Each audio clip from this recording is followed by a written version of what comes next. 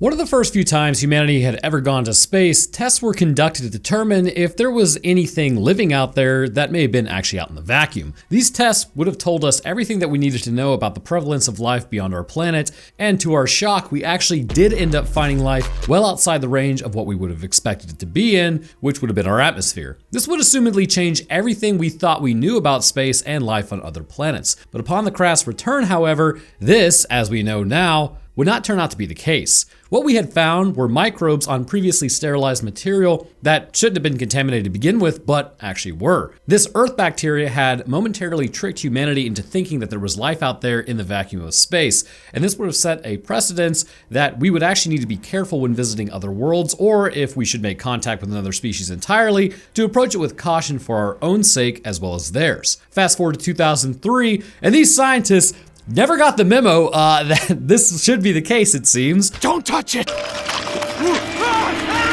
In the events of Alien Hunter, and not the one Patrick Star actually was in with SpongeBob and what they were doing down in Bikini Bottom, life would touch down in Antarctica that threatens to render all life on this planet extinct. However, what is this illness? What is up with the life that brought it here, and why are some people actually outright immune? Well, let's discuss that in today's episode. But before moving on, I want to thank you guys for watching. Without you guys, none of this would even be possible, and I do appreciate your support. I'm streaming over on Twitch under Roanoke Games. Let me try that again in English, Roanoke Games, and we will be live streaming on Roanoke Gaming for members.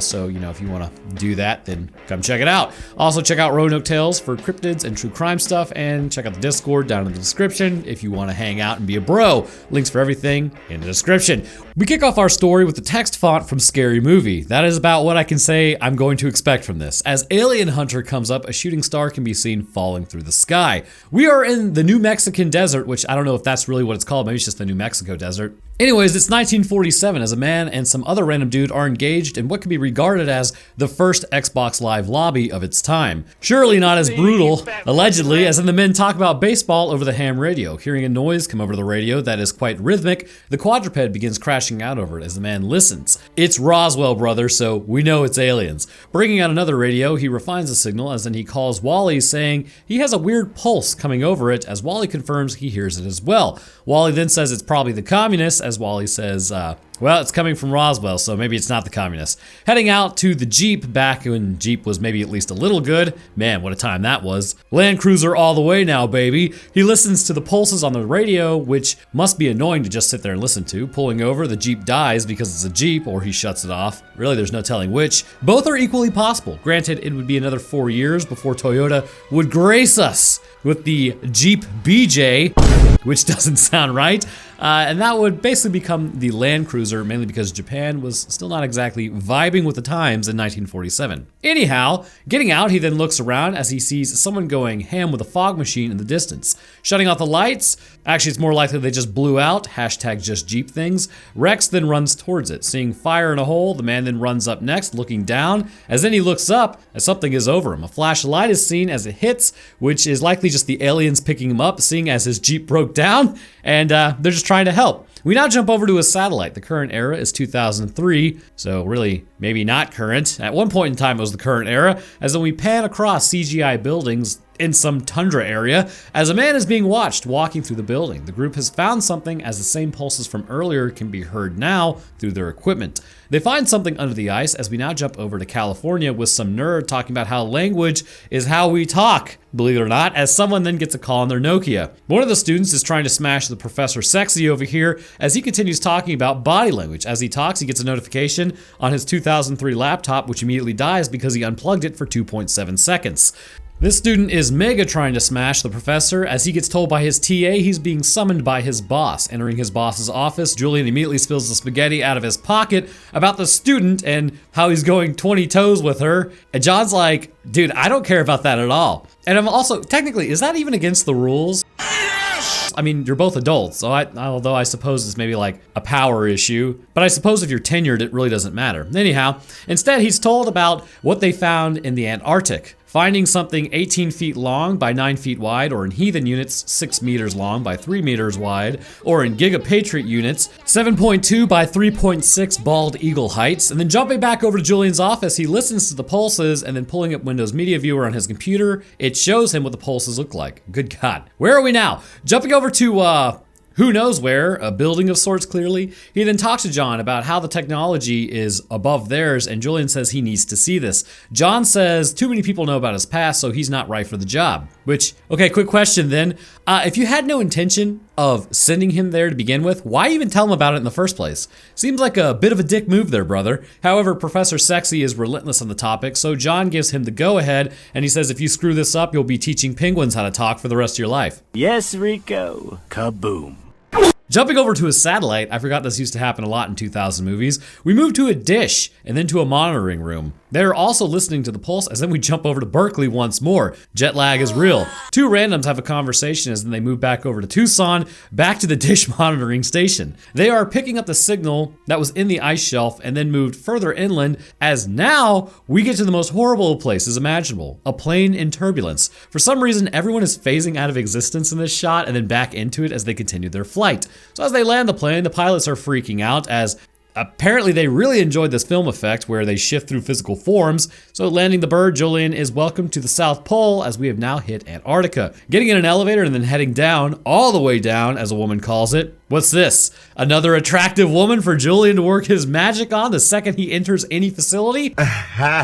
They're about 60 feet underground, or as they allege, which is about 20 meters. If you want to get real patriot with it, that's about 12 Betsy Ross flag lengths. You know, Betsy Ross was a real one. So the glacier shifts as the lights start going out as she's like, no, don't worry, it's safe. Right. Next you'll tell me there's some stress cracks in the structure and how the doors are operated by PS2 controllers. Heading to the living quarters, Julian then says he was hoping to see the object. He asks her what she even does there, as she was given a position, but she doesn't tell him. Entering another room, another doctor comes in and says hello. So, what is your position here, Nyla? I need to know. Continuing to be watched by the cameras, they enter the room with the object, and this kind of reminds me of the frozen creature from The Thing, actually. So after having watched this movie, bro, this is just like a bro who's the Thing. Anyway, so the room is freezing, and yet the ice is still melting, so it's generating its own heat. That would be of great interest because that tells you this is not natural but artificial. That means someone built it. Where is Cortana when you need her to explain these things?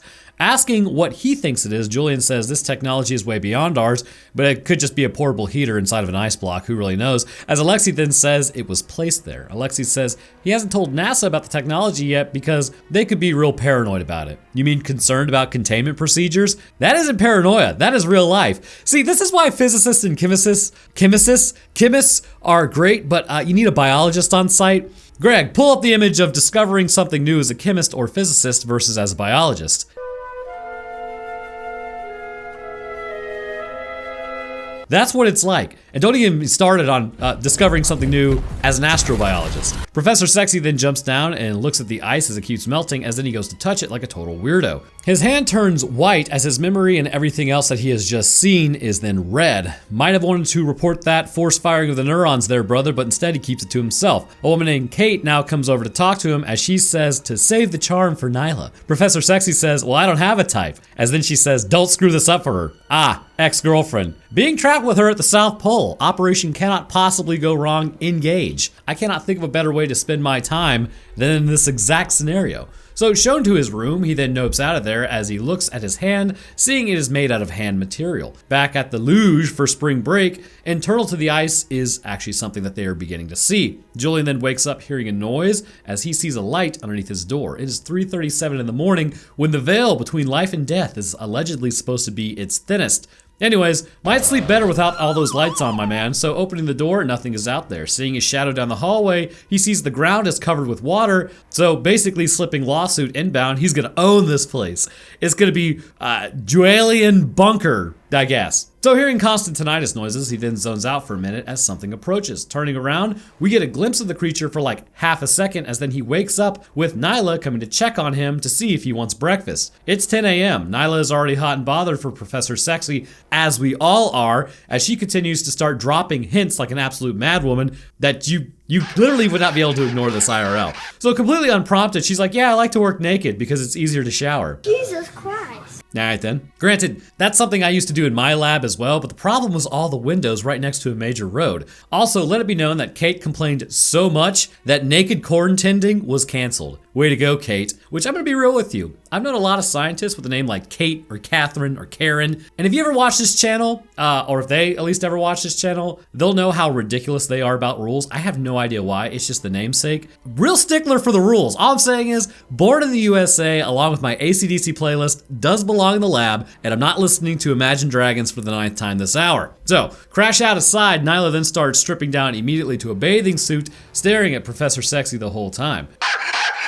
Wow, this is just how the internet movies said it would happen. Oh, everyone else is in bathing suits down there as well, or they're just wearing hoochie daddy shorts. So heading back inside, Kate comes up next talking to Julian. The new boy toy is a geneticist, as Julian claims he has a sock in his Speedo. So they head down the hallway, as again, I have no idea why Julian is even technically here at this point, and Kate gets angry at him for not knowing what's going on, despite the fact that nobody told him what's going on. So I see why this relationship didn't work. Being confined to an area with your ex-girlfriend. All the angst, none of the perks. And the added benefit that if you do talk to another woman because you are single, you better believe that spike strips are getting laid out in front of that venture almost immediately. So Kate then asks what's really in the block of ice. Well, aren't you the expert around here, gal? You just told him he knows nothing. She then apologizes to him, as his work meant a lot to him, as he tells her she looks good. Complimenting your ex-girlfriend. All right. See, listen, man, I'm gonna be real with you. All right, listen. So the problem with your exes in general, whether you're male or female, it really doesn't matter. There still is that link there, and if you bark too much up that tree, unless like something critically horrible happened, it's possible for you guys to start orbiting each other once again. You gotta ask yourself, do you really want that? Usually, if you break up with somebody or they break up with you, there's a reason it failed. You're just gonna have to accept it failed, and it's okay. Just move along. So after telling her that she looks good, that goes about over as well as a wet fart on a first date. And back in another building, they talk about Professor Sexy, and seeing as he worked for SETI, they call him an alien hunter. They said it. They also tell us the professor had a relationship with a student, and that student was Kate. Thanks for the exposition on that, random guys in a random building, randomly talking about Professor Sexy's background. You're the realist. So back over at the North Pole, but just kidding, because that's on the other end of the planet, Professor Sexy listens to the pulses, as then he looks at a picture of two pilots. A man named Grisham then comes in and tells them that they found the signal. Professor Sexy says the range of the signal was always where they expected it to be. Also, I'm just pointing this out, when the doors close, you can't hear it, but remember those phones that you could push like the walkie-talkie button and they would chirp? This activated so many neurons, the doors make that exact same noise. Actually. So heading to the mess hall, Professor Sexy then meets the geneticists as they talk about their jobs. Professor Sexy gets drilled over what his job was as they all laugh at him. What's really funny is y'all found this thing pulsing and behaving strangely, generating its own heat, and yet everyone thinks that this is a hoax. Very interesting, science people. So Kate gets up, leaving because her almonds get activated by the geneticist clearly being a douche to Professor Sexy. And I mean, you know, she has feelings for him. Who wouldn't? Trouble in paradise, it seems. So walking down to the luge once more, it's melting really fast. Nyla then says she can feel a low-grade pulse in her joints. That's just arthritis. Welcome to your 30s. They then talk about how maybe it could be a hoax, but again, you guys are at the South Pole. What would be the purpose? Professor Sexy then requests an antenna be set up so he can figure out what is buried in the harmonic. What does that mean? I don't know. I just enjoy your funny words, science man. Then he just says math. Okay, so looking at the matrix coding, everyone else falls asleep because it's super boring, but Professor Sexy is on the case. The pilot looks over and sees that the primary signal is too obvious, calling it a beacon. Yes, a repeating beacon. And what does that usually mean? Calling out for help, or it's a warning. The pilot's brothers also apparently died in flight training accident. Remember when they killed Will Smith in an Independence Day 2, prior, I guess, to Independence Day 2, in a flight training accident? That was wild. I think they knew what was coming up when he slapped Chris Rock, and they knew he would not be, you know, as cool as he once was.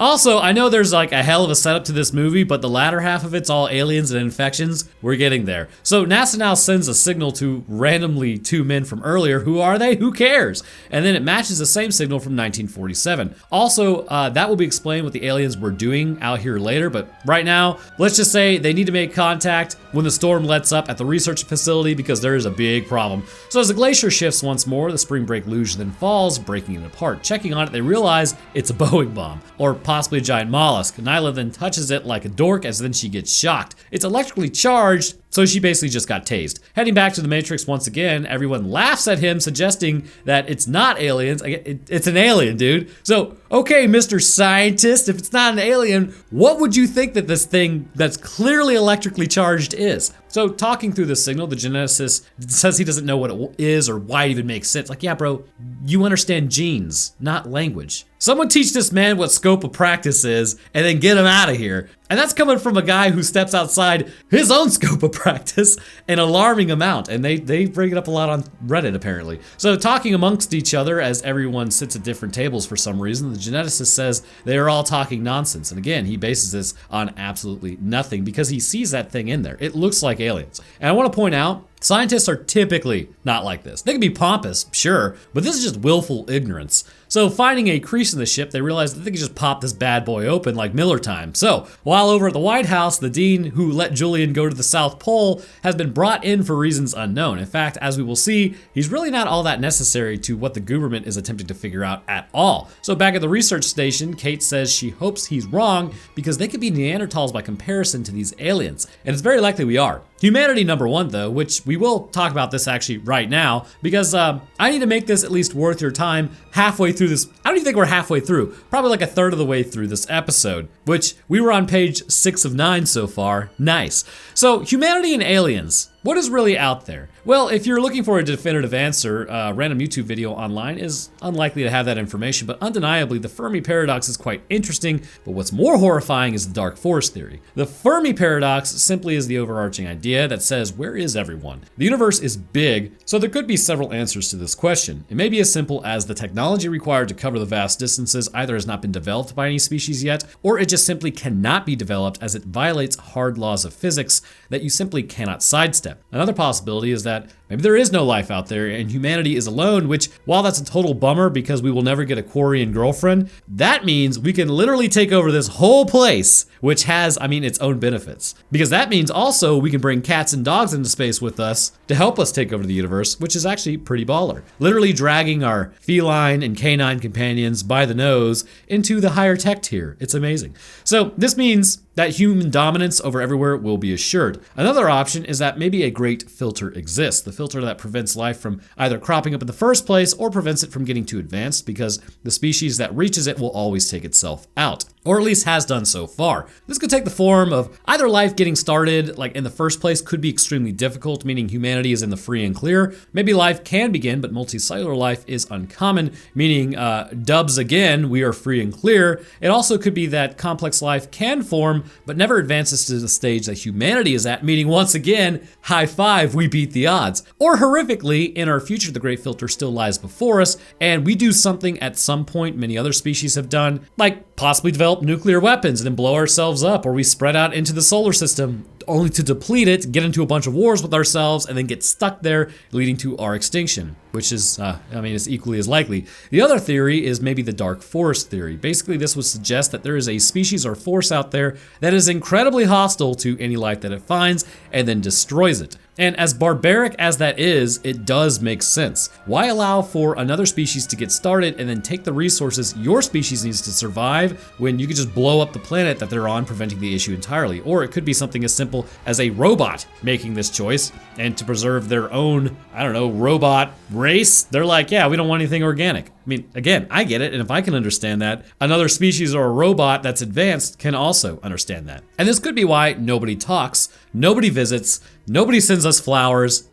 Everybody's corny to us, basically. But it's also equally as likely maybe humanity hasn't been found yet, or maybe there's a planet-cracking ship on its way right now because we've made too much noise. It's really hard to tell, but if a species does find us, which I think it's entirely possible, many already have, they would be so far advanced that we would kind of look like maybe just an interesting scientific venture to study. Look at uncontacted tribes that we find in South America when we fly drones over it. We do not really reach out as a society, but we have seen them. In fact, they don't know about any of our technology at this point. To them, it's just kind of their world right there, and maybe it's a little bit more simple, but it may be that aliens actually conduct themselves in a similar manner. Now you may ask why. Well, as much as we should all love humanity because we are humans, and those people who are like, humanity is terrible, we're the worst thing on the planet, we want to let the earth heal.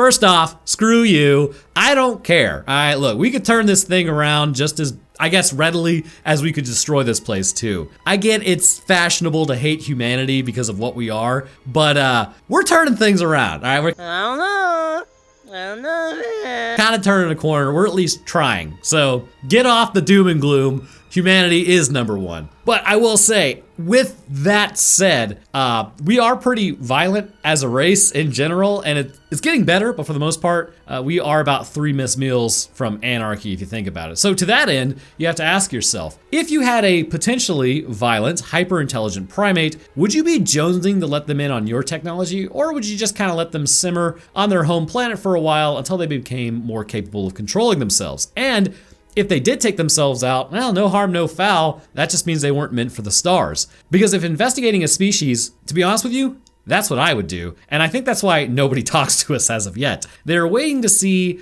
if we're gonna take some sort of stupid action or if we're gonna do the intelligent thing and not blow ourselves up. Only time will tell. So anyways, Nyla then walks in while Julian has his arm around Kate, or at least he's touching her, and she asks if she's interrupting something as, well, there goes that prospect, which never mind, Nyla is apparently into it. Julian then says that would be nice because she basically makes a pass at him, but he's like, but I better not. Okay. Raising up the space turd later on, they then plug it into something as they realize it has a shield around it. The electrical shock from earlier didn't clue them into this. They then short circuit it by grounding it out, as now we fly across to the White House once again. The dean requests brandy after evidently being told what is happening. The Russians have been called in to what I'm assuming is to drop a nuke on the facility if things get out of hand. And since when do they want to work with us? Well, I guess they might be preventing the extinction of the human race, so they might want to work with that. So cutting open the space turd, there is a secondary layer that is stronger. The geneticist is British, by the way, as Alexei comes over saying that this is an alloy of sorts, not a rock, meaning that it probably just isn't your standard meteorite. And then geneticist man is really bent out of shape about this statement, even though this is Alexei's,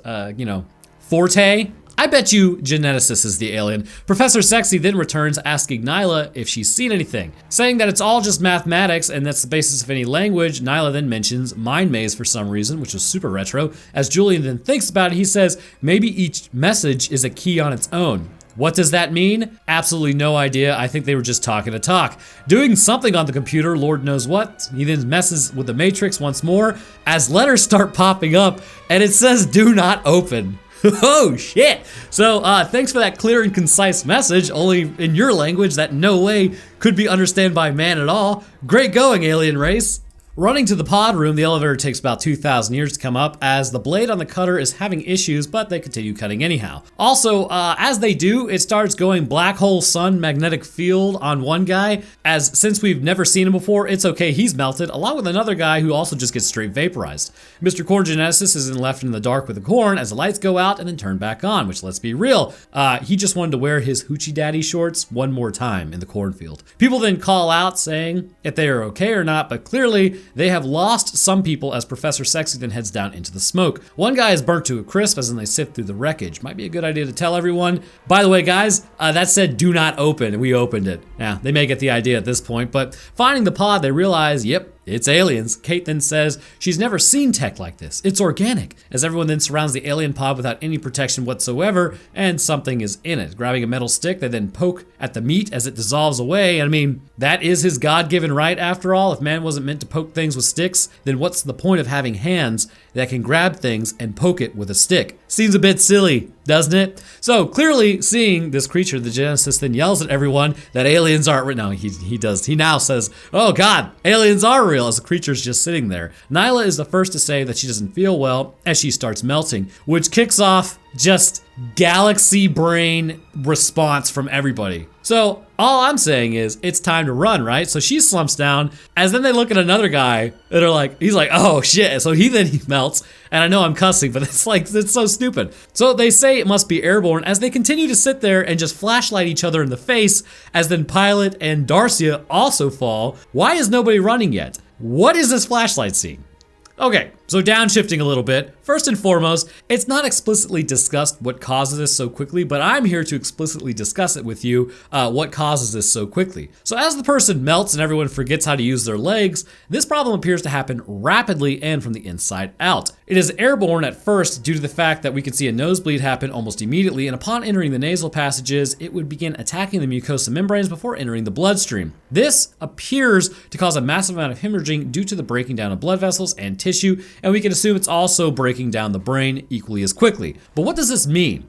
Well, as we will discuss later, this infection works a bit differently from your standard viral pathogen, but it is still a pathogen of sorts, whereas a virus may or may not be compatible with cellular functions of a human cell, especially if it's alien. This appears to sidestep that issue quite readily. We hear about it later on, but just know it's airborne for now, and it must be light enough to exist suspended in that air, and it also must be able to destroy cells, and it must be able to do this rapidly because of the tissue destruction that we have seen. Because of this, it is highly unlikely to be either bacterial, viral, or even just parasitic in nature, which means it's actually way worse. So the Russians have showed up to nuke, as then they talk in Russian about holding out until they are told, yes, you have to fire. So looking at the alien, despite everyone's face melting, they discuss what the infection could have been. They suggest maybe it was just a protozoa, and they base that on absolutely nothing. They then discuss maybe they are resistant to it, which they base on absolutely nothing. The creature then opens its eyes, as this suggests maybe the disease is slowing down the infection rate and keeping them alive. Also, it should be known it has blue eyes,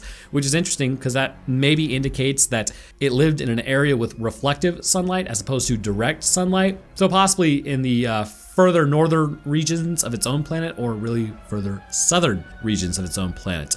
So basically it's reflecting off snow. So they suggest maybe they should shut down the experiment, as Professor Sexy looks up and sees the creature is gone. So with them talking about it, let's discuss what I specifically believe this to be and how this is an issue for humanity in general, but not so much the aliens. When we look at what it's doing, we notice that the tissue destruction is the main culprit and rapidly happens. This would indicate that the surrounding area in the initial, blast site is saturated in what I believe to be a detrimental protein. Yes, proteins. Let's discuss. Proteins are the building block of life, as we all know, and how we get swole AF, like yours truly. And while they are great in most respects, in some instances, they are not so great. Prion disease, for instance, is an issue that scares the holy hell out of me as a biologist, because with many illnesses, there are usually ways for us to counter it in the medical field, but at minimum, we can help. The issue is with prions, or prions, it really doesn't matter how you pronounce it, there is no help. There is no way to slow it down. It is simply a protein that could be breaking the enzyme responsible for unfolding it, and it's also equally as possible, it is literally running into other proteins of its kind and then misfolding them as well. This can actually cause it to spread quickly like that, but the enzyme is kind of the more concerning part if it is doing that, because then it goes on to just misfold other proteins from healthy prions, which then leads to issues of the body, basically, not the body specifically, but the brain, spongifying as it's known. Also, because they are not an organism, they can exist on surfaces for extended periods of time. Chronic wasting disease, or CWD, which has been spotted in the southeast United States now, so it is here. It has been known that deer who actually drop because of this disease, the prions that they have survive the breakdown process of the deer's body, and then they can actually be pushed up by plants feeding off that nutrition, and then another deer comes along and eats it, which then infects that deer. So protein infections are horrific, and quite literally the only way we may be able to fix in the future is through nanite intervention, either forcibly folding that protein back, which I think we should just destroy the protein entirely. But even then, it might be a lifelong issue that you would need to take medication for, because if a enzyme is actually infected or affected, I guess is the best way to put it, by accidentally coming into contact with this prion, that means it's going to keep going around trying to misfold proteins. And unless you destroy that enzyme itself, well, then you're kind of screwed. Now, I do not believe this infection to really be a prion issue with this alien specifically, but something else entirely. There are many proteins in the body that serve different purposes. You have carrier proteins, which bind to membranes and release molecules on the other side. You have channel proteins, which form pores, allowing for diffusion of molecules. You have motor proteins, which, as the name implies, serve an important function, and along with this, they just move everything, but you have many forms of protein. But I think we are seeing one protein in particular that has the ability to destroy tissue on a massive scale. What I think we are dealing with here is a form of protein that actually forms channels within the membrane. Now, typically, proteins that form channels are good. They do not cause issues, and for the most part, they are incredibly small and really not a threat to the cell itself. However, with alien biology, something is different. When a species arises on its own planet, different evolutionary parameters have to be met. On our own planet, we have an absolute kick-ass immune system, and this is due to the constant barrage of microbes to our bodies. I mean, we needed it. Functionally, we have developed two forms of our immune system, actually, the innate to respond quickly and broadly, and the adaptive to deal with issues that persist, but it takes a few days to mobilize a response. Our cells are evolved in such a way that we are resistant to water loss, and they specialized based on our needs to survive. This species arose on a different world, and as a result, their adaptations may have been different. For them, what it looks like to me is that they do not naturally have channel proteins continuously. Now, this could be an adaptation in response to their environment. Potentially, there may have been pathogens or issues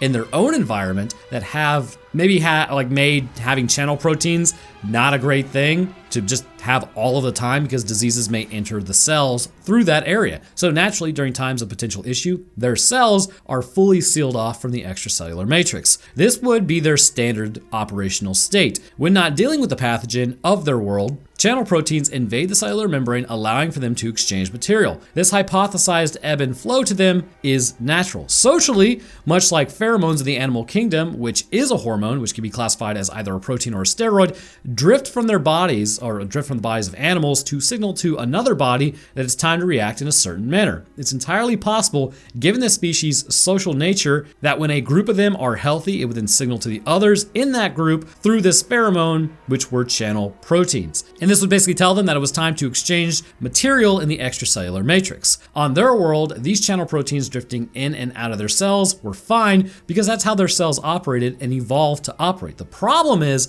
this same channeling protein is absolutely lethal to any other species that it comes to contact with. And how would it be like that? If it's too large of a channel, it basically just causes a cell to push all of its material out into the extracellular matrix, completely killing the cell. So, grabbing their flashlight, oh yeah, they're all gonna mega die if that display that we just saw is what we can expect. They ask, where is it? Who knows? That's the problem. Professor Sexy then says, well, we need to find it, and as the government discusses if they should just nuke or call out, within an hour, a small hole will develop in the storm, giving them a chance to call in. So going for the survival kit, as they call it, they go get the force multipliers from the deceased pilots. They do the intelligent thing and then split up. Geneticist then gets separated from Kate almost immediately for some reason, or possibly even left behind, as then she shows back up and she says she shut down the power grid. Why would you not tell him you were leaving? Also, why are you shutting down the power grid? I know it's the plan, but why? So as Metal Stick Man then looks at the pod, he also continues searching the area for the creature. While he can't see it, it can see him pretty easily. As another man approaches around the corner, everyone else conducts their search, as the creature can keep seeing them, and it's not really having an issue, as it also hides, not knowing the threat level that humanity is, which is always just a dangerous mistake to make.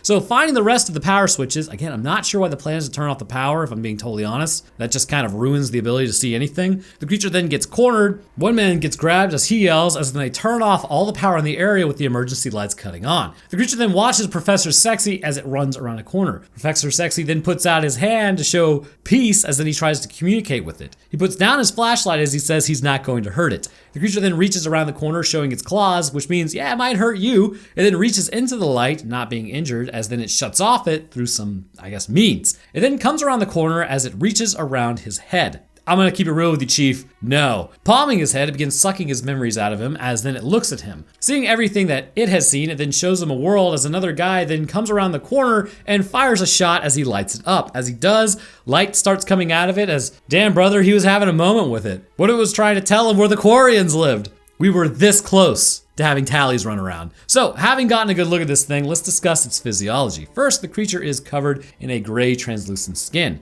We never really get to see its feet, but we can assume it also has 5 toes, much like humanity does, given that it has 4 fingers and a thumb appendage. Actually, its physiology is strikingly similar to humanity, meaning that humanity is the universe's superior build structure, likely due to the fact that the skeleton supports the brain rather than muscle having to support the head, meaning the brain can be larger. So, As we look at its torso, we can see fairly defined ribs, meaning that this creature has very little body fat overall. In several areas of the body, there can actually be crests that are seen in veins, as it has defined shapes underneath the skin that are very likely either like armor plating that's naturally occurring, or it could be muscle. The hands themselves, while creepy, are just a natural part of its build. They have long spindly fingers and claws, and typically claws like this would be seen as an offensive capability. So in reality, coupled with the forward-facing eyes giving it binocular vision, this creature was very likely a predator on its own world, much like humans are. The head itself is larger than a human's, indicating the brain is also larger, but it has a similar head shape overall, with a large bony crest on the back of its head. Internal to the crest appears to be several openings, which may work as a sensing structure. We know the creature can use telepathy, which interestingly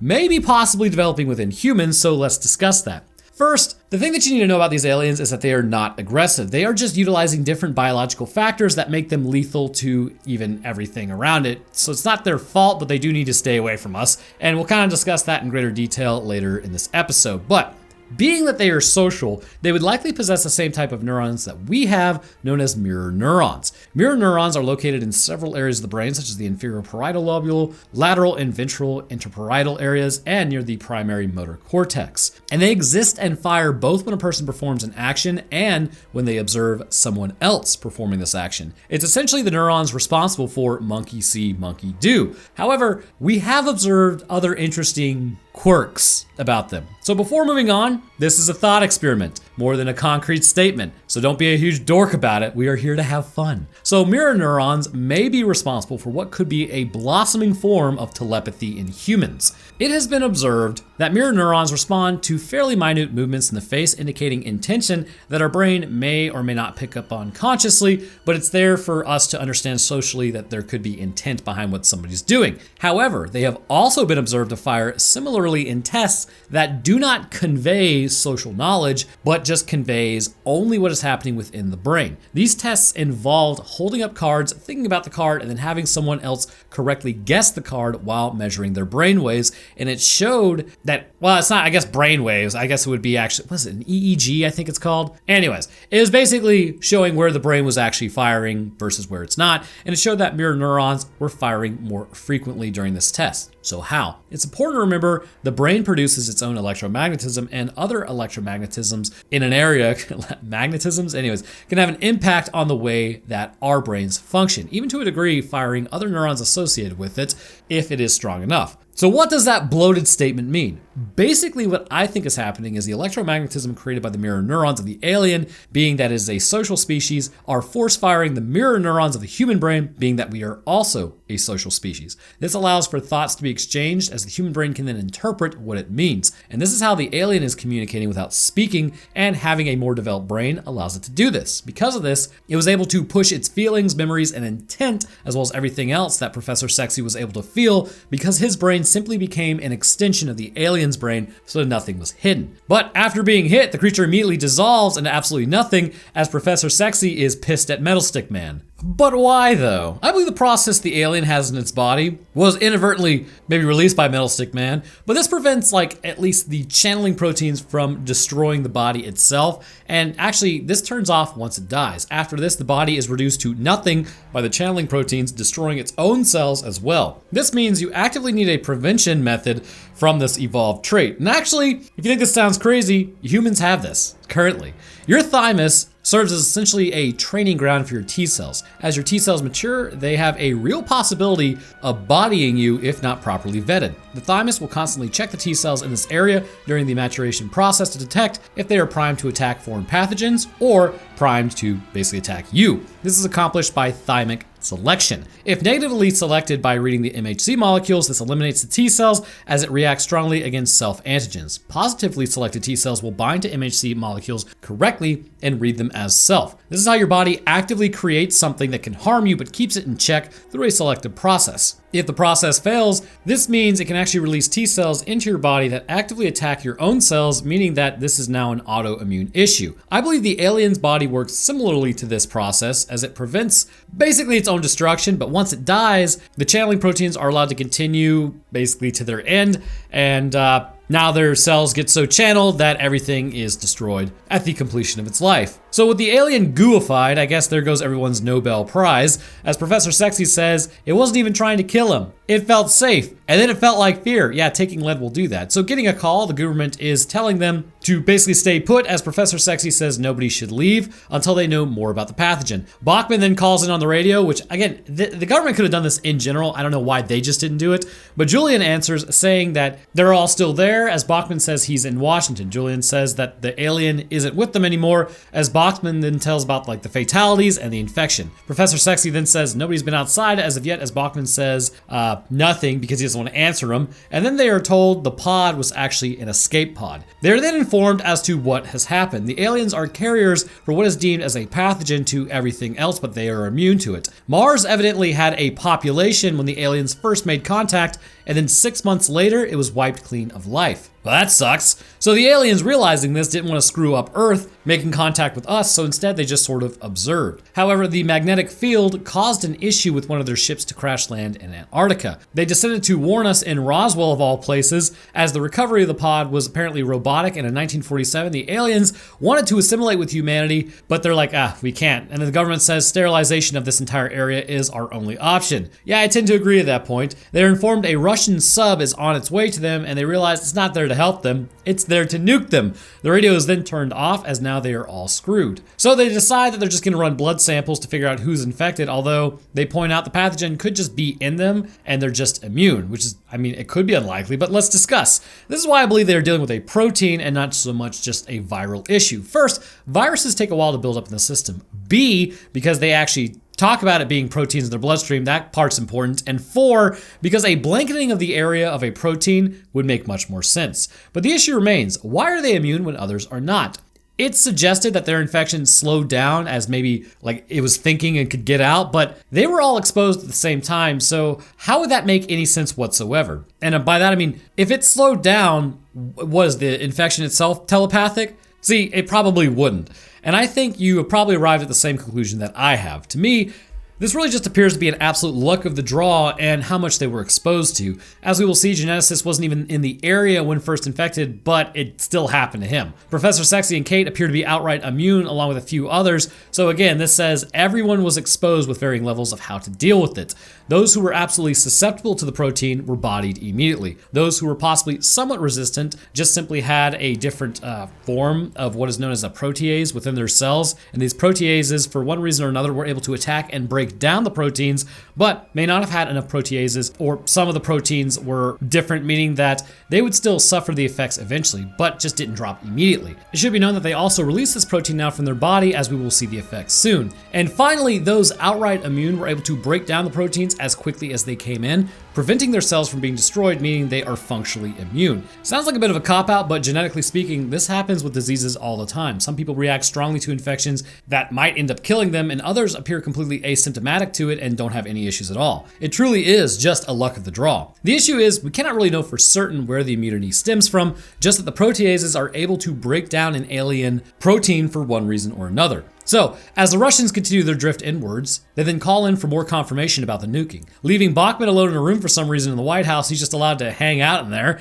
as then he checks his watch to see how much time they will have back at the research facility. And since they have time, I mean, they check for any evidence of any pathogen. They can't find anything, as they say, well, it could be proteins, but it's unlikely. How unlikely exactly? Well, I mean, again, prion disease is proteins. I think it's proteins. So Geneticist is a huge dork, continuing to crash out on an epic scale, while Julian then punches him, as then they take over, relieving Metal Stick Man of his handheld, as then they reprogram the codes on the door in case anyone does try to leave. They basically sealed themselves in and their fate. In the ocean, the Russians continue to read the orders, confirming that they are indeed correct. They will be firing their lasers on this one. So as everyone just kind of waits in the cafeteria, I mean, yeah, I'd be drinking too. Alexei then asks if the geneticist is okay, as he says, no, I'm not okay. I mean, yeah, brother. I'm pretty sure nobody else wants to die either, but you have a pathogen exposure that literally wiped out all life on Mars. It is what it is. So back Back down at the Luge Lounge, Julian looks around as Geneticist and Metal Stick Man talk about leaving. Geneticist then says there is another way out of there as he starts looking at the forks.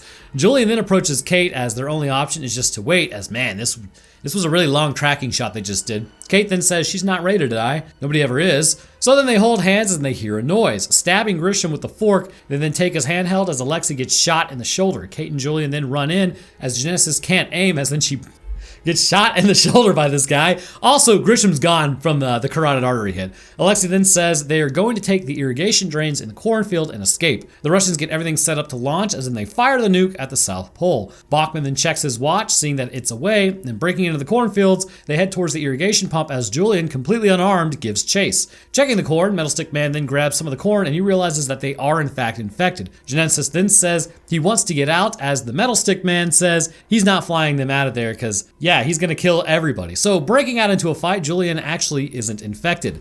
How apropos. However, Geneticist is hella infected. So it turns into a nice game of keep away, as Julian then keeps telling him to look at the corn, you're infected. Finding the irrigation tunnels, he chases him out into a pipe and then up the stairs. Man, the stamina would be going totally drained at this point. So continuing to follow, getting outside, I have no idea what's even happening here. Geneticist is then stuck asking for help, and so is Julian. He tells him to just breathe slowly and not move, as he's stuck in a light tornado and having issues actually breathing. Saying he can't breathe again and again, he starts freaking out, as then he's vaporized. And this doesn't make sense, and it won't make sense to you in about 1 minute. So looking up, Julian is enveloped in a light, as then he has his mind read, and then they implant visions. The nuke, meanwhile, is still on its way. They have 9 minutes until it impacts the site. Heading back inside, Julian then approaches the group asking if everyone's okay. Julian then informs Kate the geneticist is donezo. Heading outside, okay, so why all of a sudden is it safe to leave? You don't know if anybody else is not infected. So approaching the light tornado, it is still out there as everyone walks out. They remark how it's really hard to breathe, and then he's like, oh, just breathe slowly, which, I mean, that would activate everybody's almonds.